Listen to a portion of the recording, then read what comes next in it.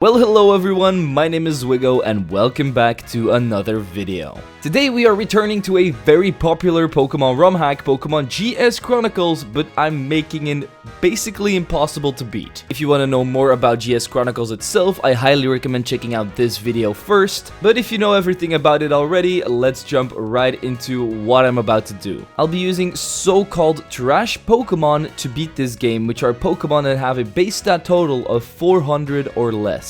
This means I can't evolve most of my Pokemon like Cyndaquil. I can't even evolve it into Kulava because Kulava is higher than 400. This is going to make the game insanely difficult as my opponents have fully evolved Pokemon and pretty good movesets. And to add even more difficulty, I'll be playing this as a hardcore Nuzlocke, so only being able to catch the first Pokemon in every route, playing on set mode, having a level cap, and not being able to use any items in battle. Let's try to go for 6,539 likes. And while you're down there, don't forget to subscribe as well, and with all of that out of the way, let's jump right into Pokemon GS Chronicles with only trash Pokemon.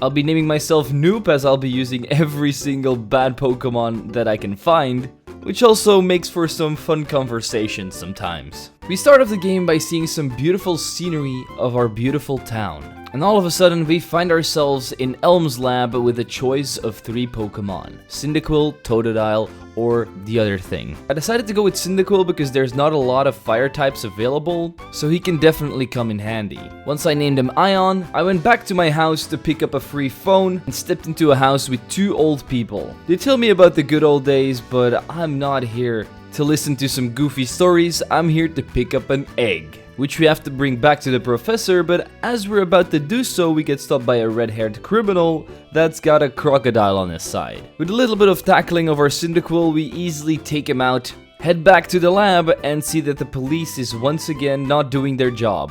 Oh yeah, and I wasn't paying attention, so my rival's name is now this. Luckily, we still have another rival with a normal name, Kira, and she decides to take me on just as I'm about to leave town again. Easy enough for us, we just once again tackle our way through it and get ourselves the EXP share, which works just like in Generation 6. We get the opportunity to capture our first Pokemon since we finally have grown a pair of balls, but it's just a stupid rat, whose name's Rufus. We also grab Espa the Ralts, beat up youngster Joey, find ourselves Lit Dude in the dark cave, and then get attacked by a random guy that wants to sell us Slowpoke tails for $1 million.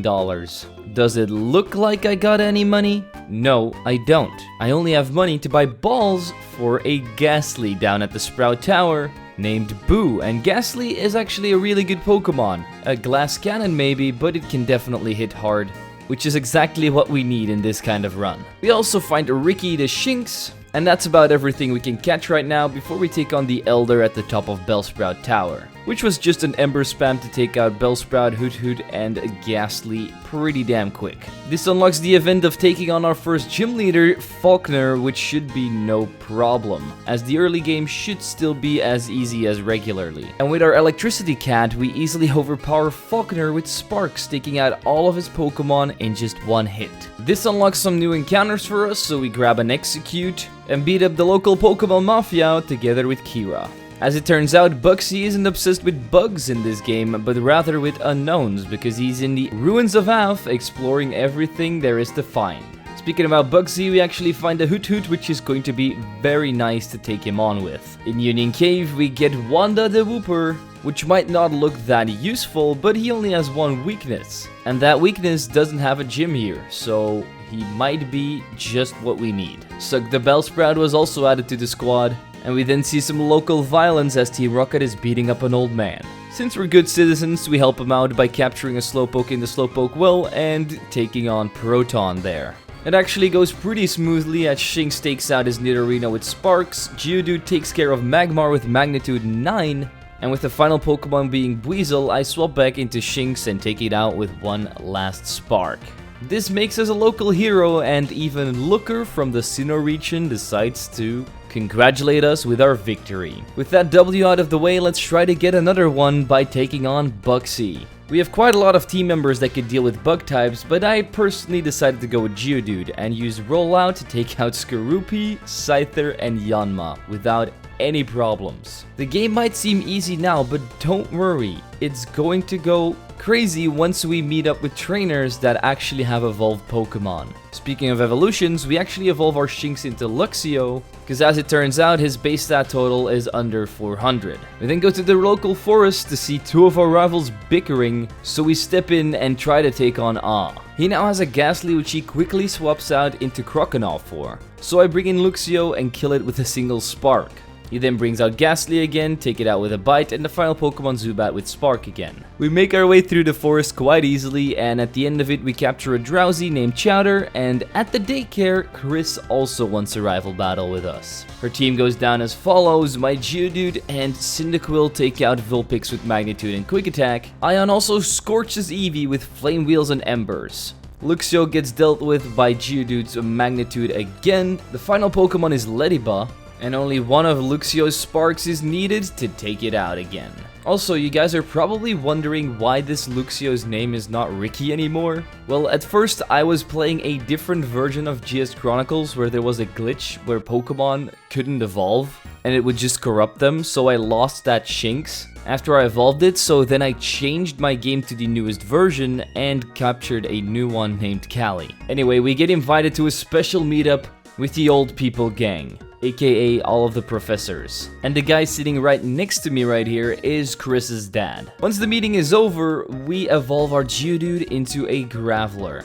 Yes, somehow this thing doesn't have a base stat total above 400, so I'm really happy about that. What I'm also happy about is this Grimer I captured in the sewers. Once we traverse a little bit more in these sewers though, we find that it's infested with Team Rocket Grunts. And Proton is back for some more ass whooping. Luxio's power is once again being put on display as we take out every single one of his Pokemon with Spark again. As you can see, being able to evolve a Pokemon is quite valuable in this challenge. Somehow these wee grunts also captured a gym leader, so once we help him out, we get an opportunity to take on the next gym leader, Whitney. And normally this is a very hard fight, so let's see if she lives up to the hype. She's now more of a fairy type gym, not really normal anymore, so Ghastly is putting in the work with Sludge Bomb, taking out Gramble in the first turn. Is what would have happened if she didn't switch out into Miltank, the only non-fairy type on our team. We don't really have a lot to deal with a Miltank, so I swap out into Luxio and use two Baby Doll Eyes to cripple its attack. Now that it can basically barely do any damage anymore, I swap out into Graveler, use a rollout, and even my last rollout isn't able to take it out. I then hit it with another Bulldoze before having to swap out into my set of eggs who can put Miltank to sleep and hit it with a Sludge Bomb, then going into Ghastly and finally finishing off with another Sludge Bomb. Since the last 3 Pokemon are all 3 fairy types, we can take out Gramble, Togetic, and Clefairy with more Sludge Bombs from Boo. 3rd gym badge acquired, let's head on over to Ecruteak City, the heart of this game. On our way there, we found a Spinarak and named it Arak. And then we find Elder Mokai, who gives us a free Eevee and is basically the Mega Evolution guru of this game. Since none of the evolutions have a base stat total under 400 though, we can't really use this. Before we take on our next rival fight, we go to the Burn Tower, capture a Coughing, and find Chad the Machop in a nearby cave as well. We don't really add them to the team yet, but we are going to be taking on Ah again. Luxio once again puts in work, taking out his first Pokemon Honor with a Bite. Then he goes into Sneasel, so I swap in Cyndaquil. This Sneasel does set up a bunch of double teams, but I'm still able to take it out with 2 Flame Wheels and a Quick Attack. Golbat comes in next, so Liddude is able to take it out with some Smackdowns, and Croconaw once again isn't able to take a couple of Sparks from Luxio. Our battle here made the doggos a little bit angry, and they fled the scene. Oh, and this guy that's obsessed with dogs also comes up and talks to me. This new event does unlock Rick and Morty's gym, and since Ariados is part ghost type in this game, it's a ghost bug type, I decided to use it in this battle. I first set up a Swords Dance on Misdreavus, but I get cursed, which means I am not going to be able to make this a one-shot sweep. I do take out Set Misdreavus and the next Pokemon Hounder before having to swap out once he brings in Gengar. Bringing in Rufus the Rat and taking out this Gengar with 2 crunches since it isn't able to hit me somehow. His last Pokemon is Drifblim, but we easily take that out with Callie Sparks again. 4 gym badges acquired and we still haven't really lost anybody. Don't worry though, cause the difficulty is about to be cranked up. as we now not have to take on a Team Rocket grunt down at the Kimono Girl's house, but Ariana, a Team Rocket executive. Graveler is once again able to easily take care of Manectric and Murkrow with Bulldoze and a Smackdown, but then he brings in Nidoqueen, so I go into my Slowpoke. I managed to take a Surf and a Sludge Wave with 3 HP and Water Pulse it and also confuse the Nidoqueen. Ariados could then sweep it up by setting up a Swords Dance and using some Shadow Sneaks and Sucker Punches. The old man in the crowd gives us the Rock Smash ride, and as we then step out into the grass we get attacked by a rabid dog, and so we do the only thing that's necessary, throw a ball at its face and name it Puppy. At the top of the lighthouse we see that Ampharos is sick once again, so Jasmine gives us the HM for Surf. So we can cross over to Cyanwood City, grab ourselves a Tentacool and a Corphish, and as I'm about to head on over to the Safari Zone, which isn't even in this game by the way, we meet up with Chris and her dad. They're talking about how the Pokemon League is being built beyond this point, not the Safari Zone. And her dad is investing in it. And of course, he wants his daughter to take part in it. And to test her skills, she's going to take me on in another battle of Pokemon.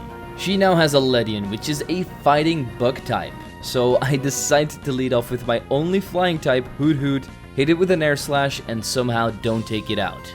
This causes me to swap out into Ariados again, and then set up a Swords Dance, take it out with 2 Shadow Sneaks, but I'm not left with a lot of HP going into the next Pokemon, Matang. Luckily, we somehow survive a Bullet Punch with 1 HP and take it out with 2 Shadow Sneaks again, before she swaps out into Luxray and I bring in my Luxray killer Graveler to bulldoze it. Once that's done, I bring in Luxio, spark it, but I get burned. So Ghastly cleans it up with Sludge Bomb as our last Pokemon is Sylveon. I know this thing has Psy Shock, so I bring in my set of eggs instead. Try to put it to sleep, but get hit with a Mystical Fire, taking out my Execute. Graveler then comes in again, Rock Blast it and Bulldoze it to do a bunch of chip damage, setting it up for Ghastly to take it out with a Sludge Bomb after that. First dead off the run, but luckily it wasn't that important of a Pokemon. We see our favorite blue doggy again somewhere by the sea, and Eugene is trying to prove his worth to the blue doggy by trying to beat us in a Pokemon battle, but Ariados easily shuts him down by one-shotting his entire team. The next gym is a fighting type gym, so I decided to hatch my Togepi egg, despite it not being able to evolve. It's still a fairy type that could come in handy. I also backtrack a bit to get myself a Poliwag, which I evolve into Poliwhirl, and then also a Love Disc. Once these have been captured, I swapped around the team a little bit and took on Chuck. Starting out with Coughing as he brings out Heracross. I go for some Clear Smogs because I know this thing has Swords Dance, and eventually it goes for Close Combat, and that's when I go for Sludge Bomb. I then just keep on spamming Sludge Bomb, but he decides to use 2 full restores and eventually takes out my Coughing with one final Smart Strike. I bring in Ariados, set up my own Swords Dance, and then take out Heracross with a Shadow Sneak. I also do decent damage on Primeape with the same move, but then get taken out by Rock Slide.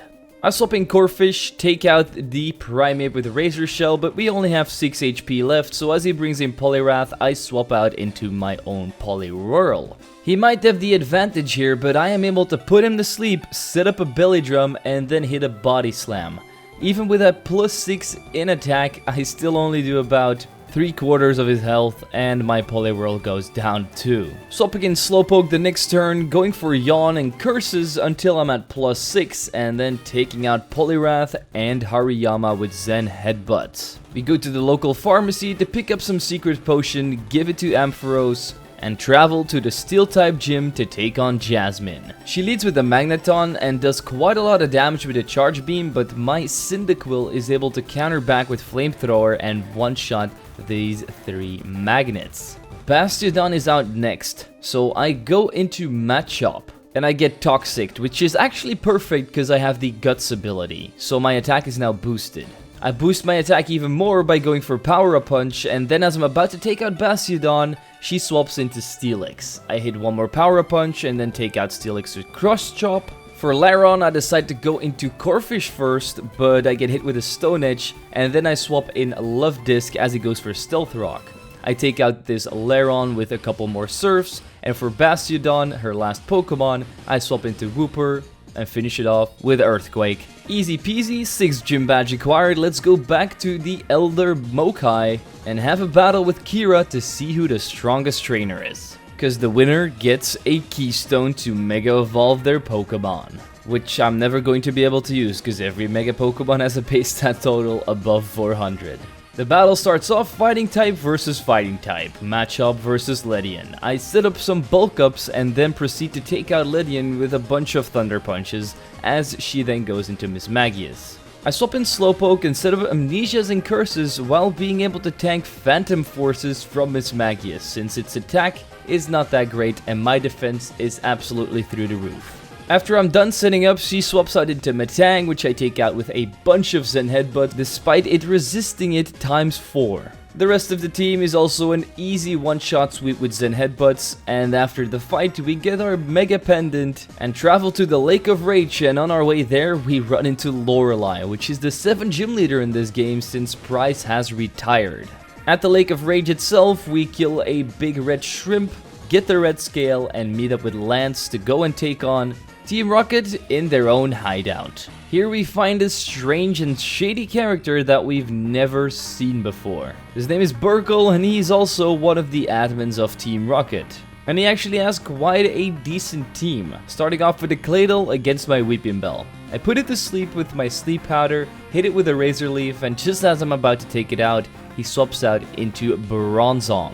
I bring in Drowsy after that and power up punch it until it's down, bringing me at +6 in attack 2. We also proceed to take out the next Pokemon Magnezone with 2 more power up punches and Claydol with a Facade. Rotom is the last Pokemon, but my Zen Headbutt misses and I get hit with a Volt Switch. So I have to go into Weepinbell instead, putting the Rotom to sleep with Sleep Powder but getting burned, so having to go for Sludge Bomb twice in a row. But I'm not going to risk losing my Weepinbell here as the Rotom is about to wake up, so I go into Love Disc and take out Rotom with 2 Surfs and only 1 HP remaining after getting hit with a Volt Switch. Once this is done, he gives me a password which I have to remember, and this is the longest thing ever. So I just took a screenshot of it and entered the boss's room. As Giovanni walks in, it turns out it's actually Petrel, Master of Disguise. He has a pretty weak team of poison types, so Drowsy deals with Wheezing by using Zen Headbutt, Graveler with Skuntank by using Earthquake, and finally Wooper deals with Toxicroak by using another Earthquake. With Petrel down, we can go to the generator of this place and try to take it down by destroying all the Voltorbs and Electrodes.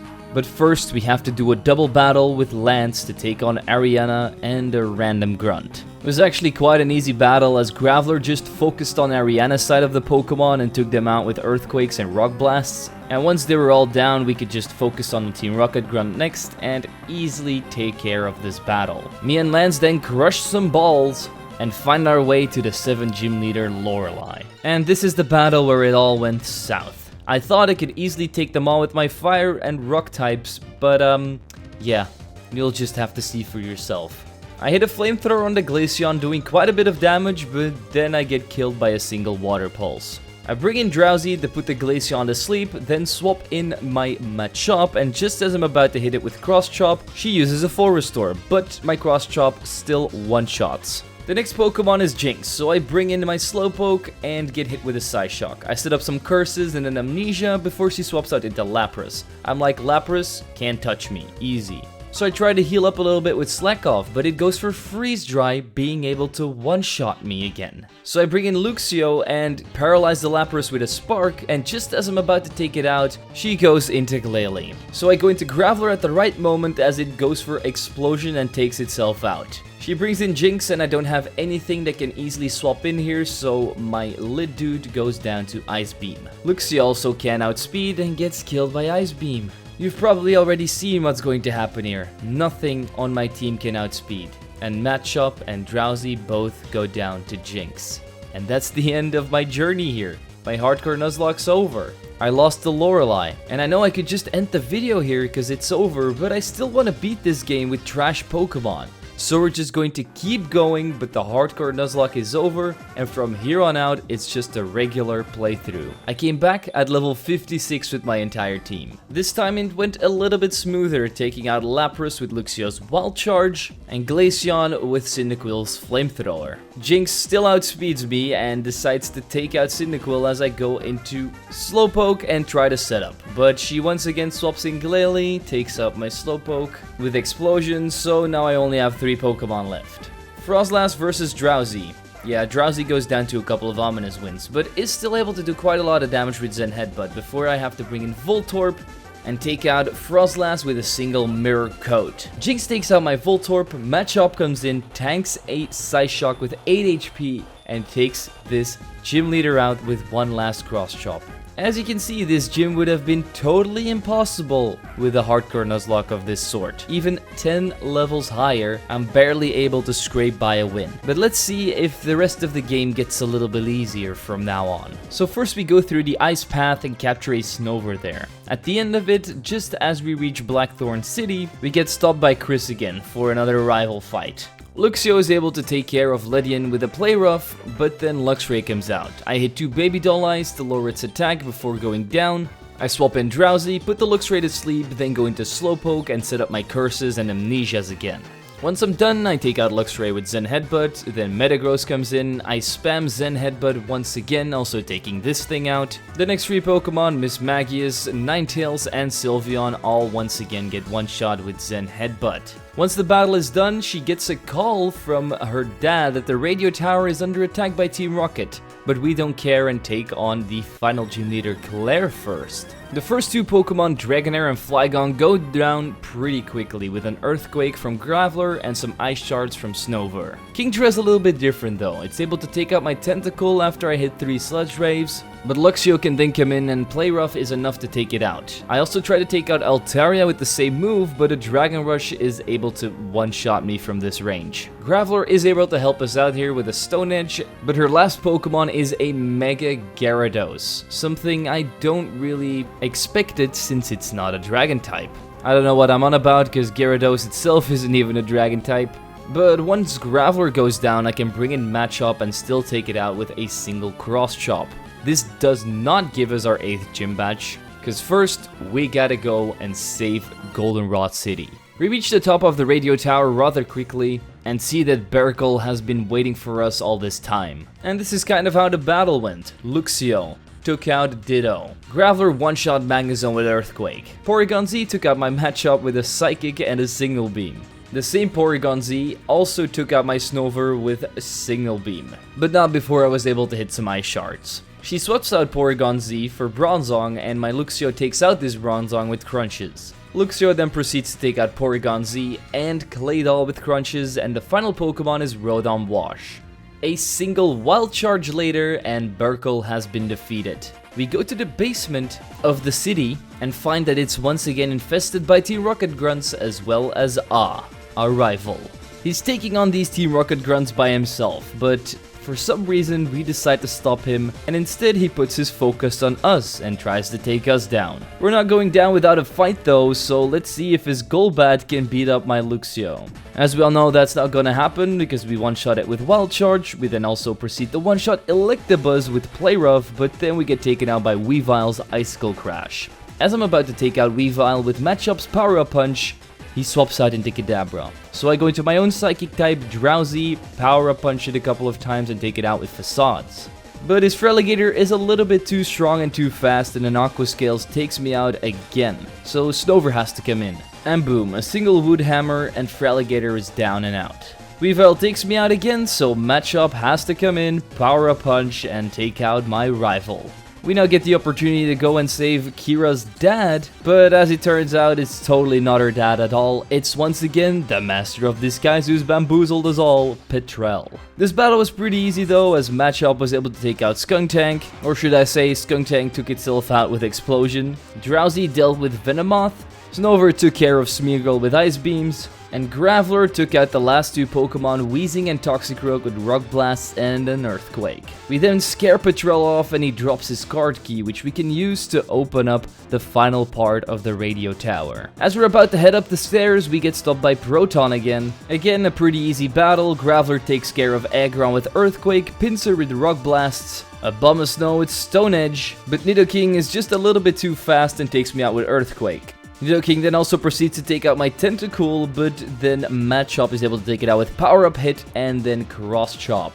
And the final Pokemon is a Magmortar, another Cross Chop, another kill. Let's head on over to Ariana. Pretty easy battle as my Snover cooled everything down with Ice Beam, but she can't really admit defeat. So she summons all of the executives by her side and tries to take me down. But we have friends of our own. All of the gym leaders come along and save our asses by beating up the Team Rocket grunts for us. But while they're doing that, we get summoned by the Elder again. He decides to test our strength, but our strength is just a little bit too strong as my Luxio sweeps through his entire team with wild charges. The reason he wanted to test me is to give me the Typhlosionite to evolve my Cyndaquil in a beautiful Mega Typhlosion. We can't do that, so this was basically useless. What we can do though is go back to the radio tower, see that the gym leaders have taken care of everything except for Archer. He tells us that he's about to summon Giovanni out of nothing, but instead he summons his child. Of course Archer isn't having any of it and takes me on in the Pokemon battle to try and prove that he is right. Battle starts off Yanmega versus Graveler. I go for the Stone Edge, take it out, but I also get hit with a Bug Buzz so that the next Pokemon Dusknoir can take me out with Shadow Sneak. I bring in Luxio, take out Dusknoir with 2 Crunches, and then he brings out Mega Houndoom. Of course, this Houndoom is a little bit too fast for me, and a Sludge Bomb is able to finish off Luxio. Bob comes in, I hit a Gunk Shot, but get hit with a Flamethrower, killing me again. Luckily, Machop's power-up hits do enough damage to take out the Mega Houndoom eventually, and then he brings in Skarmory. A few Thunder Punches later, and Skarmory is down and out. Same goes for Spiritomb, but Gliscor can't be hit by Thunder Punches, of course. But luckily, our Cross Chop does the job, which means that we finally stopped Team Rocket. The police comes and picks him up, and Looker thanks us one last time for our service and sets us back into the free world. We go to the Dragon's Den, pick up a shiny Dratini which we get from the Elder, as well as our final gym badge from Claire. I really wanted to use this shiny Dratini, but since we're heading to the Pokemon League right now, I did decide to bring it with me. First, we go through Victory Road and run into Price though. He isn't going to let us pass and take on the Pokemon League until we take him on first. So we show him our strength by taking out his Mamoswine with Snover's Woodhammer, Weavile and Dugong with Chowder's power-up punches, Walrein with my newly acquired Dratini's Outrage, and Abomasnow with Tentacles Sludge Wave. Price could definitely still be the 7th gym leader, maybe even an Elite 4 member, but I guess he's just getting a little bit too old. What we can do now is craft our team and take on the first Elite 4 member, the normal type user and new person that we've never seen before, Ale. It's Luxio versus Ursaring. I go for the Wild Charge and tag a close combat. I try to take it out with another one, but just as I'm about to do that, she swaps out into Delcatty and finishes me off with Fake Out. Graveler then takes out Delcatty and Ursaring with Earthquakes, but Blissey somehow manages to tank a Stone Edge with this defense stat. She also Toxic'd me, and eventually the poison damage racked up too much and my Graveler went down. I swapped in Drowsy, but she brought in Snorlax. I put this Snorlax to sleep with Hypnosis, then power-up punched it a bunch of times until it went down, but then she brought out her Mega Kangaskhan, taking out my Drowsy pretty quickly, causing me to swap in Bob, hit a Gunk Shot, and poison the Kangaskhan. I get taken out the turn after, so I go into Snover, hit an Ice Shard, and the poison damage finally takes out Mega Kangaskhan. The final Pokemon is Blissey, so I bring in my shiny Dratini, Dragon Dance up 3 times in a row, and take it out with an Outrage. I think it's kinda crazy that I need to be almost 20 levels above my opponents before I can beat their teams. So yeah, we definitely wouldn't have made it any further than Lorelei in this Nuzlocke if I would have decided to just reset. Now we see some more familiar faces, taking on Karen next. She does have some dark and ghost types, but shouldn't be a problem, as Luxio is easily able to take on Umbreon with play roughs. But we did get poisoned, and the next Pokemon, Houndoom, is easily able to finish me off with Energy Ball. So I bring in my Dratini, set up 3 Dragon Dances, but she decides to go into Mega Tyranitar. I try to take it out with Outrage, but don't do enough damage, and a critical Stone Edge is enough to take out Dratini. Graveler is able to finish off the Tyranitar with Earthquake, but then Houndoom finishes me off with Sucker Punch. Bob can take out Houndoom with Gunk Shot, but Drapion then counters back with Earthquake, taking me down again. Luckily we have Snover in the back and can take out Drapion with Ice Beam and Ice Shard, and the final Pokemon Shiftry is able to take me out because somehow it has Heat Wave. We still got Power Up Punch on Drowsy though, with 2 of those, and Shiftry is down. Karen defeated, let's head on over to Koga. Luxio now finally puts in work after a couple of battles of doing nothing by taking on Roserade and Beedrill with Wild Charge and Crunch. But we also go down to the recoil damage of Wild Charge. Then Gengar comes out, so I swap in Dratini, and I go for an Outrage to take out Gengar, do a lot of damage on the next Pokemon Muk as well, but this Muk's Gunk Shot is just a little bit too much for my tiny snake. Luckily we can easily take out the rest of Koga's Pokemon, which are Muk and Crobat, with Drowsies, Zen, Headbutts. Time to go to the final Elite Four member, Will, and the question is, will I win this battle? Let's wait and see. The battle starts off great, with my Graveler taking on his Xatu with a single Stone Edge. Next one out is Exeggutor, so I swap in Dratini and try to take it out with Outrage, but it isn't quite enough and we get killed by Psyshock. I swap in Snover after that and try to take it out with Ice Beam, but he uses a full restore and then swaps out into Bronzong once I hit him. Luckily we have Luxio who can deal with Bronzong by letting it explode, and also taking on his Mega Gardevoir by using Wild Charge, and making a sacrifice because the recoil damage also takes him down. Graveler does a lot of damage against Slowking with Earthquakes, but then gets taken out with Scald, and Snover finishes off this battle by taking on Exeggutor with Ice Beam and Slowking with Wood Hammer. Now let's see who the champion is. As it turns out, there is no champion in this game because Lance isn't here. We have to take on Kira if we want to become champion. And just as we're about to do that, guess who walks in? Our other rival, Ah. He of course also wants to become champion, and decides to take us on first. And I tried this battle a couple of times, and at level 75 it was impossible to beat. So I tried again at level 85. Finally able to beat his team, and this is how I did it. Graveler takes care of Weavile by using Stone Edge. Drowsy puts Alakazam to sleep so I can safely swap in a Luxio and take it out with Crunch. For Crobat I go back into Graveler, but I get Giga Drained. So I swap in Dratini instead and try to take it out by using Dragon Dance and then Outrage, but it set up a bunch of double teams, so I missed every single one of my attacks and got taken out by Leech Life. Then finally, as I'm about to take it out with my Luxio's Wild Charge, he goes into Electivire, taking it with Motor Drive and boosting his own speed. Bob is then able to come in and take it out with Gunk Shot, but Crobat comes back out. I do a little bit of damage here and there with Sludge Wave and Gunk Shot, but eventually he swaps out into Gengar, who's able to finish me off with just a couple of Shadow Balls. Luxio finally kills Gengar with Crunch, but then he has a Mega Fraligator, a Dragon Water type that I basically can't hit. I get taken out by Aqua Scales, so I go into Drowsy, but I get critted by Dragon Hammer and taken out. Then Snover comes in and he should not have won this battle, but somehow he got a critical hit, taking out this Fraligator in one shot. Going into the final Pokemon Crobat, which we can also kill with a single Ice Beam again. And that's Ah down. The professor isn't too happy that he stole his Pokemon, but because he saw that he can actually Mega Evolve his starter now, he lets him keep his Fraligator. But we still got one more battle to win against Kira to become champion of the Johto region. And since this battle comes immediately after beating Ah, I can't swap out anybody in the front, this was not possible at level 85. I had to come back at level 100 and still try a bunch of times before we beat Kira. I am so glad I did not reset on this run. But hey, here is how the battle went against an opponent that's 35 levels below me. Our Graveler tanks a close combat from Ledian and counters back with a Stone Edge to take him out. For Miss Magius, I swap out into Bop, but as I'm about to hit it with a Sludge Wave, she swaps out into Metagross, making my attack obsolete. And then she evolves it into Mega Metagross.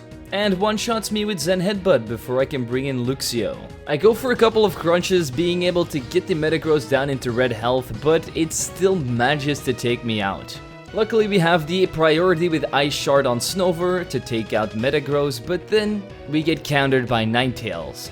I go into Dratini because it can normally tank and overheat, and then counter back with Outrage, but this Ninetales is still faster and takes me out. I bring in Drowsy, who's able to do a lot more power-up punches to boost my attack, ultimately killing the Miss Magus with Zen Headbutt. Milotic too, but then Sunflora comes out, who's able to hit me with a Leech Seed, so I can't do enough damage, and eventually I go down to the Leech Seed damage as well as a Seed Flare. Graveler comes in, somehow outspeeds the Sunflora and kills it with Stone Edge. The last Pokemon is going to be Ninetales, who's able to take me out, so now it's Snover versus Ninetales. Because I already exhausted all of this Ninetales overheats before, it's now only able to hit me with Dazzling Gleams, and 2 of my Frost Breaths are able to win me this battle. As you can see, even at level 100, I only had 1 Pokemon left with barely any HP remaining. So yeah, definitely not an easy game if you decide to do this challenge. But I don't think this game is really meant to do a challenge like this in. Anyway, I'm still very proud of it. If you want me to do more challenges like this, definitely recommend me some ROM hacks that you'd like me to play in the comments down below. GS Chronicles is definitely a top 10 ROM hack out there right now,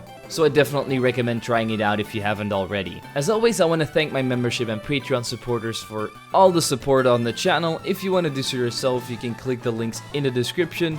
It is always appreciated, but not needed. And with all of that out of the way, don't forget to leave a like, subscribe, and share this video with your friends. I'm Zwiggo, and I'll see you guys next time.